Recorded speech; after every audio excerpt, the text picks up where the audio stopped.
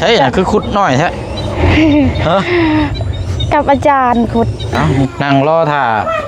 หัวแล้วบัดนี้เนาะจังมุงเลยสิมาบัดนี้เนาะวัน10 โมง10 โมงการสะพอนบ่มีเงินพอเก็บเพราะเขาก็ได้ยินแต่ว่าตะโลว่าวัยรุ่นนี่ถูกรถชนแต่แข่งฮักว่าซั่นก็เลยบ่ได้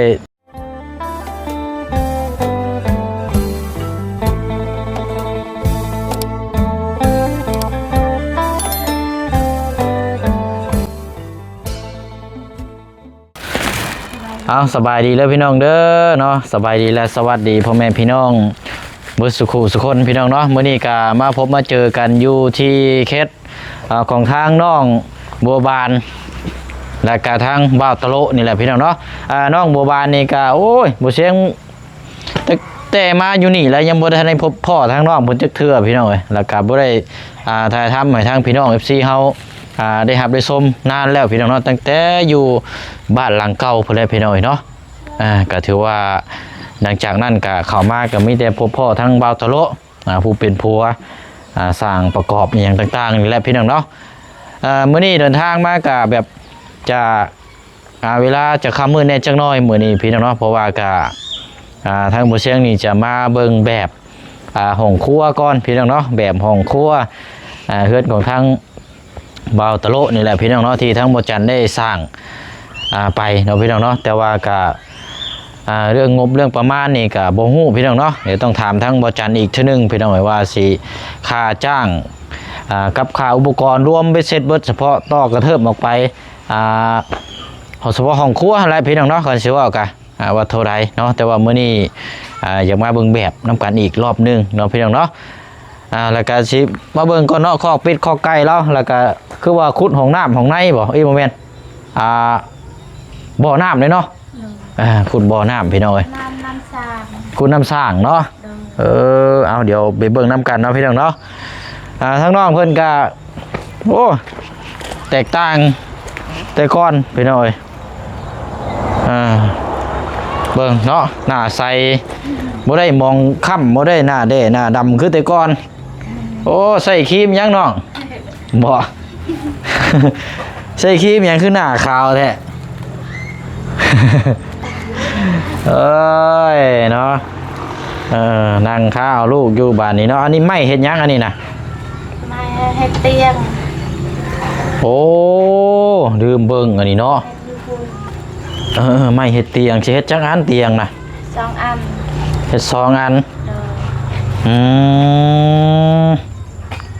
โดยเฮ็ดเตียงนั่งเนาะเย็นคักเด้นี่คันไม้อันนี้นี่ใช่ฮะบ่เสียงเบิ่งขอนั่งเบิ่งแน่เฮ็ดหาก็แล้วบ่นี่น่ะโอเคเอาได้แล้วนั่นแหละเนาะเอาลูกมีเอาไว้ต้มป้ายใช่ไหมดีนะขอบใจก่อนน้ำมือขอบใจแต่ไปผู้นี่ผู้กลางได้ผู้นี่เนาะผู้อันผู้กกน่ะเห็นอยู่ลุ่มพุ่นเนาะเอาลูกเอาไหมยุงบ่หาตีงได้หายุงสิกัดได้ฮะว่ามันสีคำมืดเลยพี่น้องเนาะโบตี้แล้วใช้ทางเงินวาโตโร่ได้ไปใช้ซะไปเล่นไปตอนแรกนี่บ่ไปเล่นอยู่ใช้อ่ะนะไปเล่นเฮือนอาจารย์เกตเฮือนอาจารย์เกตเพื่อนสร้างนี่บ่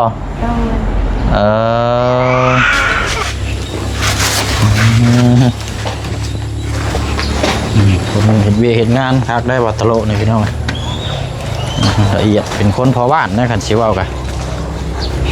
โอ้หางดินนี่เฮ็ดเรียบร้อยเลยอันนี้นะโอ้เรียบร้อยเนาะหักแล้วบัดนี้น้ำเต็มบ่นี่น้ำใหญ่แหละเต็มด้วยน้ำเนาะเอาพอได้อันน่าเปิดใช้นี้แล้วก็เข้าห้องน้ำห้องใน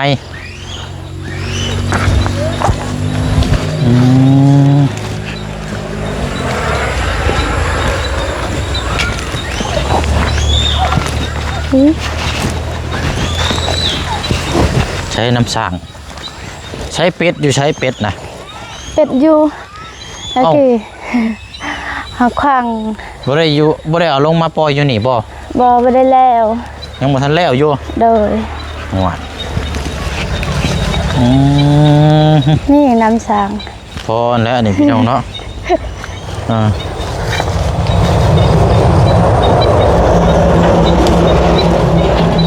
ใช่น่ะคือขุดน้อยแท้ฮะ กับอาจารย์ขุด โอ้ กับสางไปขุดอันนี้ก็ไปกินเหล้าไปลิ้นเฮือนเฮาไปนี่คือขุดซ้ำน้อยนั่นแหละไปมืออื่นก็แล้ว อืมแต่ว่าขุดในนี้เนาะ โดย คือเจ้าขุดน้ำกัน2 คนบ่ โดย2 คน ขุดน้ำกัน2 คนนี้แล้วก็แม่นไปเล่นก้อนเนาะ โดย แต่ว่าน้ำมันก็ไหลออกนั่นอยู่ได้น้องๆเนาะ น้ นี่พี่น้องแต่ว่าสีมันก็เป็นอันนี้น้ำกันเป็นยังไงสีมันก็เป็นแบบมันจะเป็นแต่กล้าใส่บ่น้ำมันคืออันนั้นแท้ต้องขุดลงเลิกอีกกว่านี้บ่ ำโดย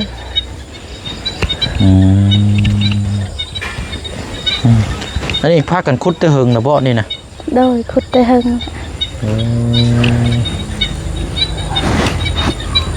หมกจกมาอย่างเราก็ทิพอยู่นี่เนาะปลางางอยู่โอ้แล้วพี่น้องนะ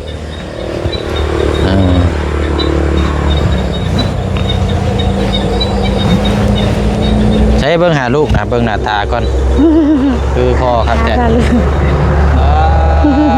เนาะลูกพ่อยี่นี่พูดแล้วนี่เนาะ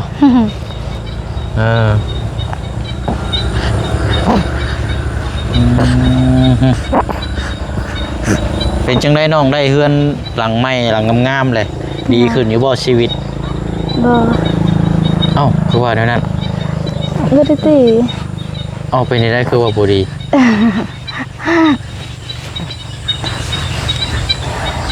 คือว่าบ่ดีเป็นได้เฮือนหลังไม้ได้ยังอยู่ดีสบาย ดี ฮะ จะเว้าไปอีกตีบ่ดี ในได้ก็จะฟังอันคอยถามพิษสมบ่ โดย โอ้ อันนี้ก็ดีเลย โอเชียงถามว่าได้เฮือนชาติหลังไม้เนี่ยชีวิตเนี่ยดีขึ้นบ่นะ ดีขึ้นหลายบ่ โดย หลังจากเมื่อก่อนครับอันตอนนี้นี่แตกต่างกันบ่ โดย แต่ก่อนพูดได้เป็นนี่ได้ตอนอยู่พุทธนะ อยู่เฮือน ตอนนั้นน่ะเป็นแนวใดตอนนั้นน่ะ มันเป็นไง ลำบากบ่ตอนนั้นน่ะ ลำบากตอนนั้น เป็นนี่ได้คือว่าลำบาก ทุกข์ลำบากก็ทุกข์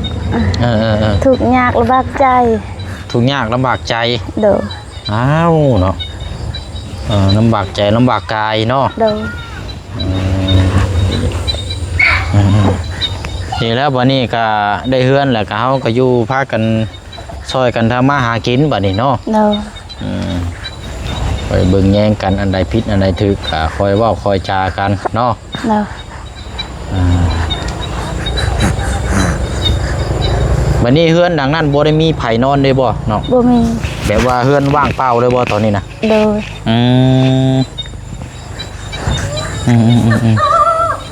มีแต่ว่าทางกันน้องถ้าว่าเราออกมาเราก็สินอนอยู่หั่นเนาะ โดยนอนอยู่เฮือนน้องและ แต่อันมือได้สเราสิออกมา บ่รู้จักและสองประมาณ4 เดือนไปนี่ออก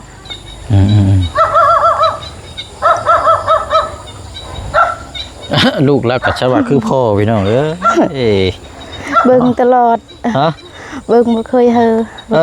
เราบ่เคยเห็นเนาะ บ่เคยเห็น บุติแล้วมีนำกันน่ะ3 คนบ่ลูกเจ้าน่ะ 3 คนเนาะ โดย ยิง2ชาย1เนาะแม่นเนาะ แม่น 3 คน 3 คนกับผู้นี่น้อยนั่นแม่นน้องชายผู้หนึงน่ะเนาะ โดย เราก็นอนอยู่นี่บ่ เอ้ย แม่นหยัง เอ้าเลยไม่ต้องอันเลย ฮะ อย่าลิ้นมักหกนะ โอ้ย บักอันนี้ เฮ็ดได้มึงเอาไว้กิน ปลูกไว้เอาไปกินซะเนาะ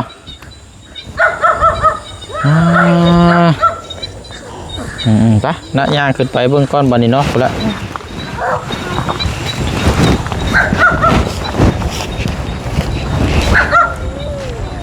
เฮ้ยตีอะไรน้องไผ่ได้ไอ้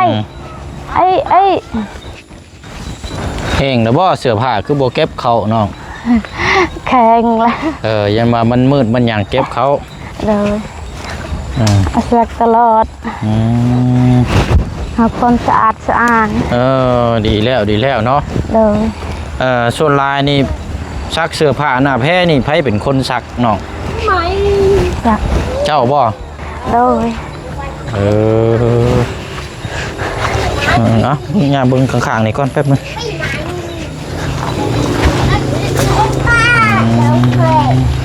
อายุจะสิบประมาณนี้พี่น้องเนาะทั้งถ้าสมมุติเพื่อนทางน้องอ่อนนะพี่น้องของครัวกสิไลประมาณนี้เนาะอีกเครื่องนี่ก็สิประมาณแบบนี้ตามที่ผู้เชี่ยงคิดเบิ่งนี่แบบมันนะพี่น้องภาษาที่สุดเนี่ยแต่ว่านี่เฮาคิดเบิ่งพี่น้องแต่ว่างบนี่บ่ฮู้ว่าสิเท่าไรอันนี้นี่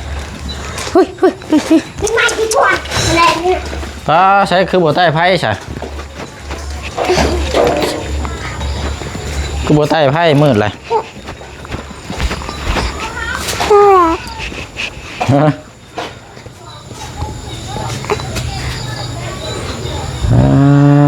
เนาะแต่ก่อนนี่ชื่อน้องกระบาลใช่บ่เดี๋ยวนี้ชื่อบัวบานแล้ววันนี้เนาะได้ชื่อใหม่เด้เนาะ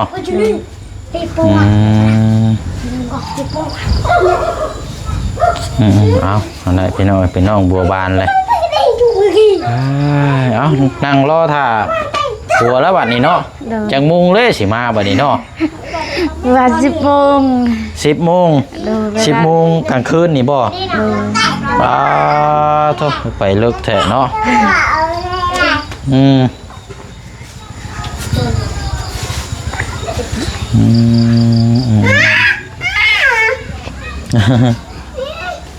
จอดใครเอาเลยเนี่ยก็กินพากันกินข้าวกินน้ำนะบ่ชมเจ้าแล้วเรียบร้อยแล้วโอ้กินแต่วันแต่เว้นนี่แล้วนี่เนาะได้ยังกินน่ะเนาะเป็นปลาปิ้งปลาอย่าหยอกกันลูกอย่าหยอกกันอันไผไปหาซื้อเอาโอ้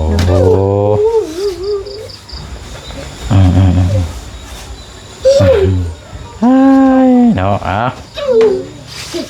นี่ไปเอาเลยเลิกเลื่อนพอแล้วเนาะใครดอกขึ้นชาล้านเป็นกับโอเคอยู่เนาะนี่แต่ว่าเฮาไปใส่มาใส่เฮาก็ล็อกประตูเฮือนชานไว้นั่นแหละ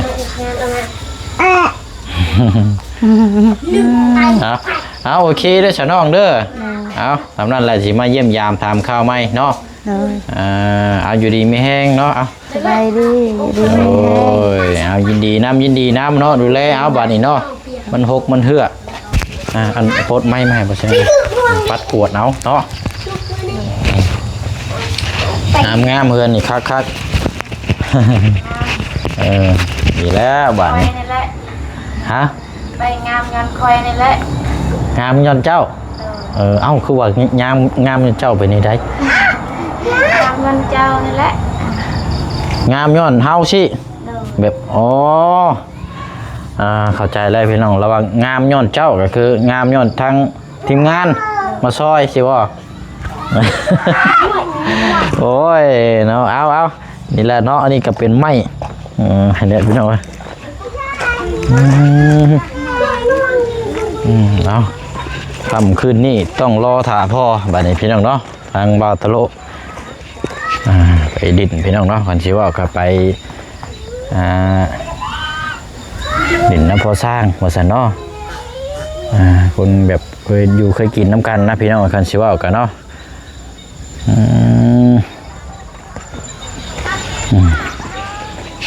บัดนี้ก็เดินทางได้เอาบัดนี้เนาะเบิ่งเพื่อนหลังนี่ก่อนพี่น้องเนาะปุ้ยใหญ่งามแบบเนี่ยนาแบบเต็มระบบเลยพี่น้องไอ้หลังเนี่ย ใ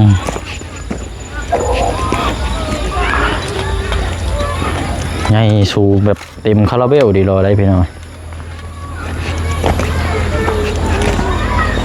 โอ้เนาะแกมันเด้นี่ทุ่มเลยนี่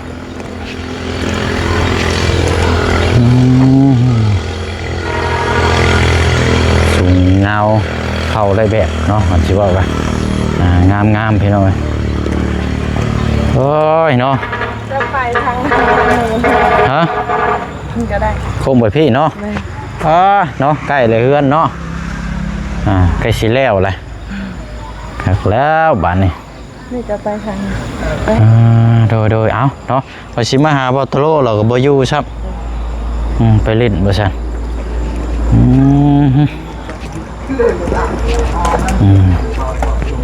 ช่องบนกดพี่น้องใหญ่ดีนี่เนาะ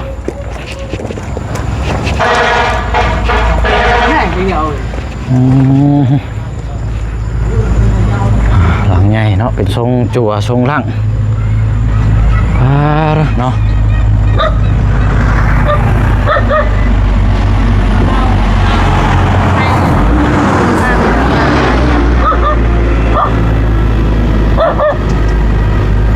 คือมานแท้นี่เนาะ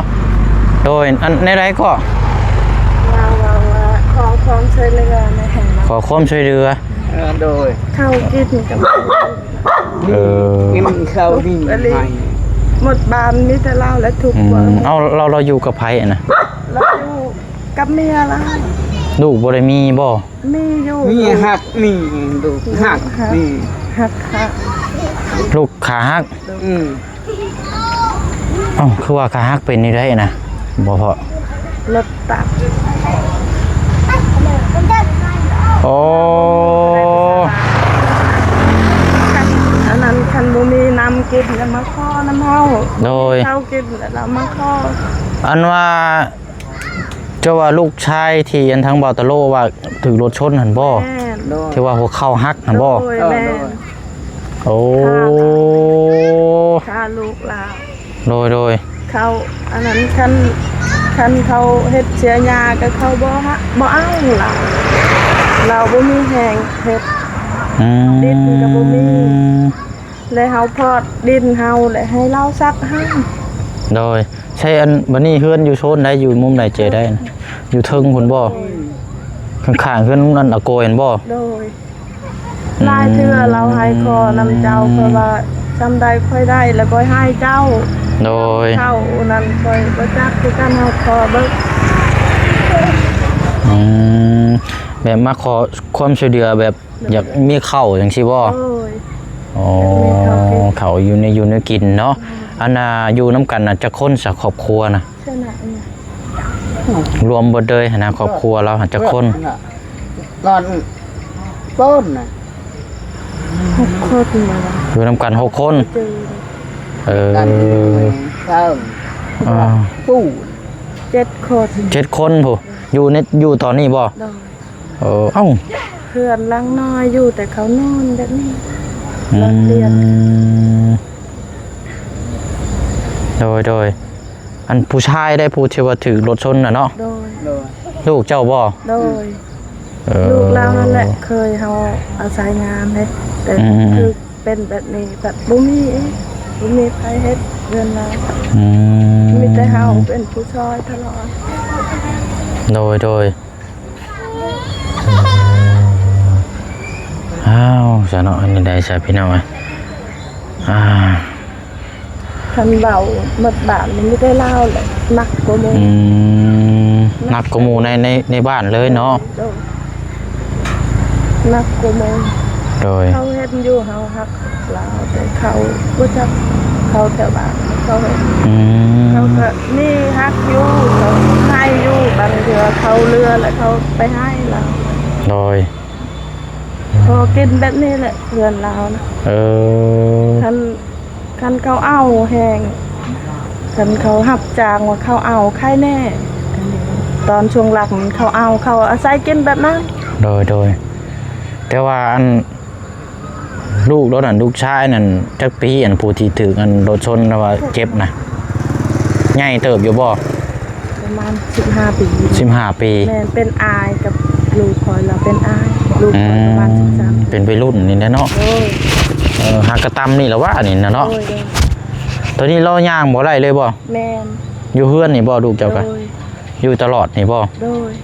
อื อยู่ตลอ ม แต่เราเป็นคนดุอยู่แต่แหงบ่ได้พันใด อ่า เราเฮ็ดดุเฮ็ดข่าวปีได้เลยเราได้กินแบบนี้ โดย ได้ช่วงได้โควิดมานี่ที่บ่ได้เลยเขาหายมีแต่ชายคอนี่แหละ เรามีแต่มาขอกินน้ำเจ้าเนาะ โอ้ย มีน้ำมีในก็ โอ้ย มาขอน้ำเหล้าเนาะ โด โอ้มื้อนี้ก็ได้เห็นเฮามาก็เลยอย่างมาอันนี้นํเนาะอืม และเฮาเป็นผู้หายแหละอายน้องเฮาเคยเห็นเฮามาให้และเขาสปอร์ตเฮา โดย เขาให้ตอนเราไปโรงหมอนั้นอายผู้อยู่กระตูบให้ล้านหนึงและอายอยู่บ้านสกีให้ล้านหนึงและน้องอีกคูละ50 ซอยเฮาได้เห็นเฮานักซอยเฮาแบบ โดย เขาฮักอะไรเ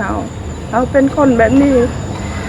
คันเท็ดน่ะโอ้ยบ่อยากสิเว้าเล อื ยให้ตลอดตลอด แบบ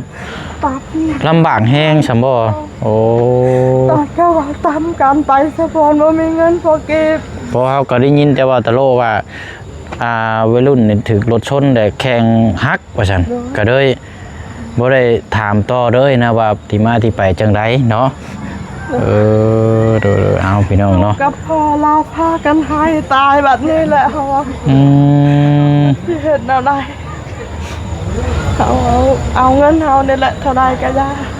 โดยคือเจ้าน่ะมีหยังก็มีแต่ซอยแล้วเนาะเป็นผู้ซอย โดย เป็นผู้ซอยแต่ว่าแบบเห็นแบบก็เลย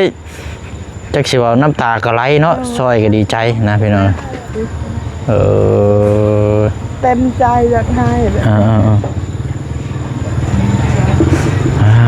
เนาะ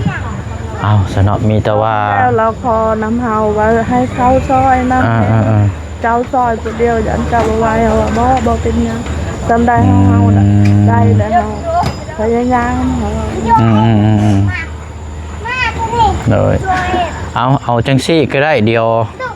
อยู่เฮือนตลอดอยู่เนาะ โดย มื้ออื่นเฮาสิเข้ามาเบิ่งเด้อ โดย มาเบิ่งตัวจริงนํกันอีกเทื่อนึงเนาะเพราะว่ามื้อนี้ย่านบ่ทันแล้วมันมืดแล้วเนาะค่ำมืดแล้วบางเทื่อบางทีสิให้เจ้าและพาไปเด้อ โดย มื้ออื่น ซาลาวก็บอก อ๋อ เมียแห้งกระเต็กเอาปากเลย โอ้แล้วได้สันเนาะต้องมีคนเว้าให้ได้เนาะ เมียแห้งกระเต็กเขาเว้ายังก็อยู่ซื่อๆเขาเป็นนิสัยดีเขา เว้าบ่เป็นนะเนาะหันสิเว้ากะโดยเออ ขนาดมาในบ้านคบลูกเราก็บ่เว้าครัว เขาอยากเว้าแทนก็บ่ได้บ่แม่นคนเฮาเด้บ่แม่นไอ้น้องมีแต่เชื่อพระเจ้านำกัด โอเคเนาะเอาสามีแต่ว่ามื้ออื่นเฮาสิมาหาเจ้าแล้วให้เจ้าพาไปเด้อมื้อนี้มันมืดแล้วเฮายันเพราะเฮาสิเอาเครื่องของไปฝากทางน้องเฮาแน่เนาะก็เจ้าก็สิมื้อบ้านเอาขอบใจละลายเด้อเนาะโดยเอาเดี๋ยวเฮาสิมาเบิ่งเด้อพอเด้อ โอ้ยเนาะเอาพี่น้อยกำลังว่าสิปิดคลิปเลยเดินทางเนาะพี่น้องเรามาขอความช่วยเหลือนี่แหละเนาะกะ ให้แบกตุกง่ายก็บ่แพ้ โอ้ขอน้ำเนาะโอ้ยพี่น้องเขาดีได้พี่น้องคนบนบ้านนี่มีผู้ดีเนี่ยซอยชูแต่ละครอบครัวมื้อนี้เราก็เลยซอยเนาะซอยนี่แหละเสาที่เฮาซอยได้เนาะมื้อนี้ก็เลยอยากขออีกแรงหนึงจากทางทีมงาน แต่ว่าเมื่อเบิ่งสิมาเบิ่งตัวจริงน้ำกันเนาะพี่น้องเนาะพี่มาจะไปจังใดก็ฝากพี่น้องติดตามเบิ่งน้ำกันลูกเราถูกรถชนอุบัติเหตุเนาะข้าวขาหักพี่น้อยเป็นผู้ชายเนาะเป็นมาจังใดจังว่ากันเมื่ออื่นเดี๋ยวมาเบิ่งเนาะพี่น้องเนาะมื้อนี้ขอตัวลาก่อนบ๊ายบายเด้อพี่น้องเด้อเนาะบ่สุขสุขคนเนาะ